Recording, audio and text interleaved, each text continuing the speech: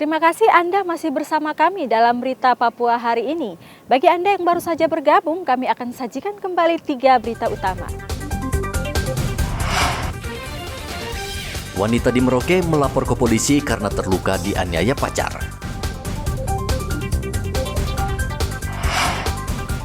Minyak tanah di Merauke langka, warga berharap pemerintah menambah kuota.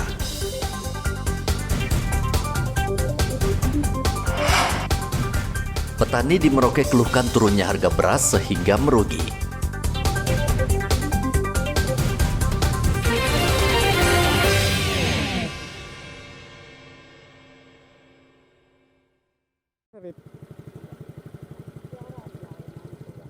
Sejumlah petani di Merauke, Papua Selatan diterpa masalah.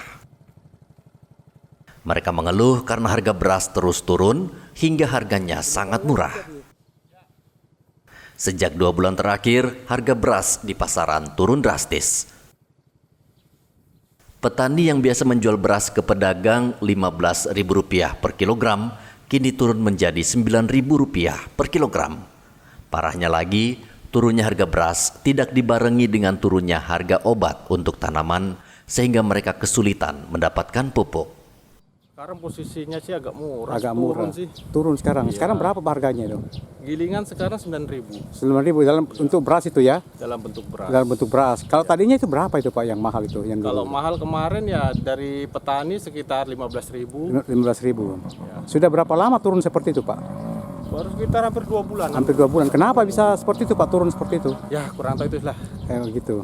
Nah, Kelemahannya Pak, petani. Oh gitu Pak. Kira-kira apa harapan Bapak dengan pemerintah terkait dengan turunnya harga beras ini Pak? Ya kalau bisa sih kalau harga beras turun kira-kira semua diturunkan lah. Kira-kira pupuknya diturunkan dan obat-obatannya itu harus diturunkan itu. Karena sekarang harga obat juga melambung tinggi. Kalau pupuk Pak? Kalau pupuk sementara kan agak dari mana ya? Dari apa? Bantuan-bantuan itu ya. Oh, bantuan Jadi pemerintah ini. Tidak terlalu ini. Tapi biasanya sulit juga Pak ya? Ya agak sulit. Untuk mendapatkan juga. Iya. Mahal juga pupuknya Pak? Pupuknya juga sekarang kita subsidi kan. Subsidi apa? Jadi tidak terlalu mahal. Kalau bisa ya obat-obatan semua ya lebih kurang. Pak, kira-kira untuk operasional nanam sampai panen lalu kemudian dengan biaya operasional ini cukup tertutupi atau lebih Pak? Ya kalau dibilang sih sebenarnya cukup. Cukup ya. Kita kan sekitar 1 hektar itu kan kita biasa minimal sekitar 6-7 juta. Kalau hasilnya bagus ya masih bisa menutupi. Oh gitu. Kalau ngeluarin operasionalnya berapa juta biasanya Pak? 1 hektar? 1 hektar itu kita sekitar 6-7 juta. 6 juta juga ya? Iya. Berarti bisa PP saja Pak ya? Iya itu sudah. Itulah kelemahan petani. Agung harus mengeluarkan uang hingga Rp7 juta per hektar untuk biaya obat. Biaya ini tidak sepadan dengan harga beras yang ia jual. Harga beras di pasaran Merauke berkisar Rp11.000 hingga Rp13.000 per kilogram, padahal sebelumnya harga beras di Merauke tembus Rp20.000 per kilogram. Turunnya harga beras disebabkan masa panen yang pendek di Merauke.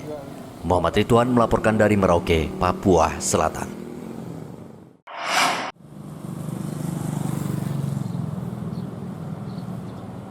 Harga telur ayam di Pasar Wamanggu Merauke turun. Telur ayam yang biasanya dijual Rp80.000 per rak, saat ini turun menjadi Rp75.000 per rak. Turunnya harga telur ini menurut pedagang disebabkan penjualan telur ayam keluar Merauke berkurang, sehingga pasokan telur banyak di pasaran.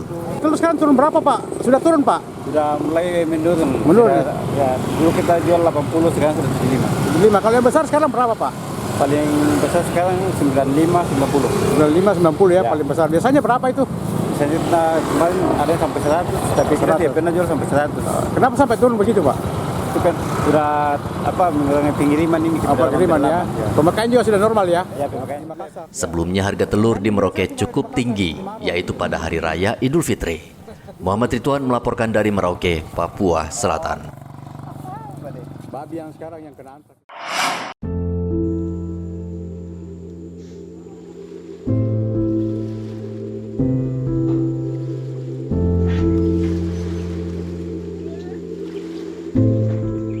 Sebagian masyarakat di Kabupaten Jayapura masih banyak yang buta aksara. Kondisi ini sangat memprihatinkan di tanah Papua yang kaya sumber daya alam. Aibda Yosafat Demei yang sehari-hari bertugas sebagai polisi di Mapolsek Kemtu Gresi, Kabupaten Jayapura terpanggil. Ia ingin membantu warga agar bisa menikmati pendidikan yang lebih baik dan setara dengan daerah lain.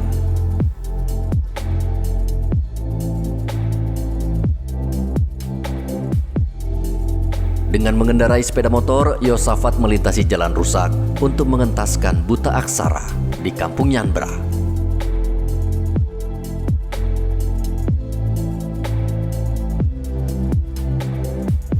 Namun, mengumpulkan warga yang ingin belajar ternyata tidak mudah.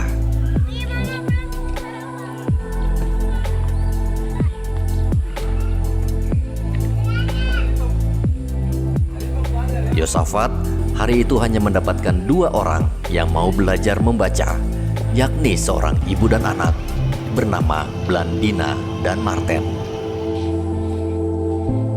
Sementara warga lainnya tidak bisa karena harus bekerja memenuhi kebutuhan sehari-hari.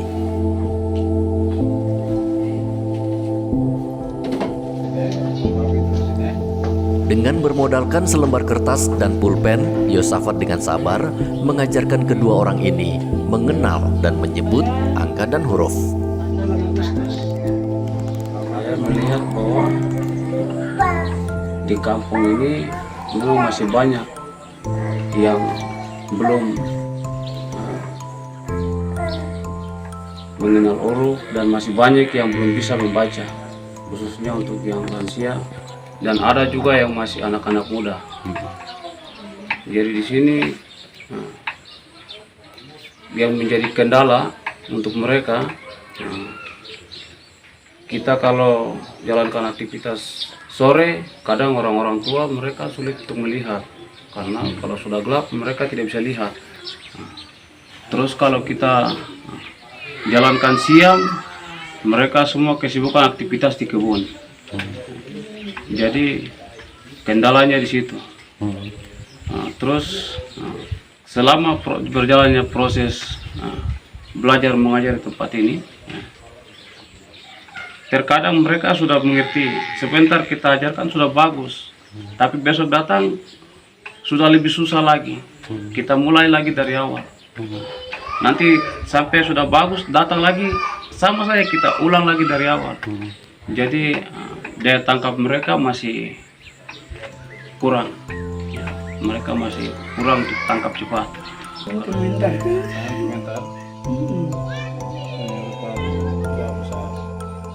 Kampung Nyanbra di distrik Kemtu Gresi adalah potret buram dunia pendidikan di tanah Papua. Bertani, berkebun. Dari pagi mereka sudah aktivitas ke kebun sampai pulang sore. Kadang jam 6 ya kita mengajar mereka terkadang dengan situasi waktu. Jadi kita harus bersabar menunggu sampai jam 5, jam 6. Kadang dengan waktu tugas kita juga sehingga kegiatan belajar mengajar di sini tidak maksimal. Kedua, masyarakat di sini bisa biasanya ke pasar dan ke tempat-tempat lain untuk bekerja, sehingga belajar mereka terganggu. Salah satu di kampung Nyanbra ini kita ada keluarga yang belum bisa menulis dan membaca sama sekali. Mereka ini buta aksara. Kita melatih mereka belajar hari ini pengenalan huruf abjad, besok sudah lupa lagi, akan kembali lagi. Tulis dari huruf A sampai Z itu mereka belum bisa menulis sama sekali. Menulis, mengenal, apalagi membaca itu tidak bisa.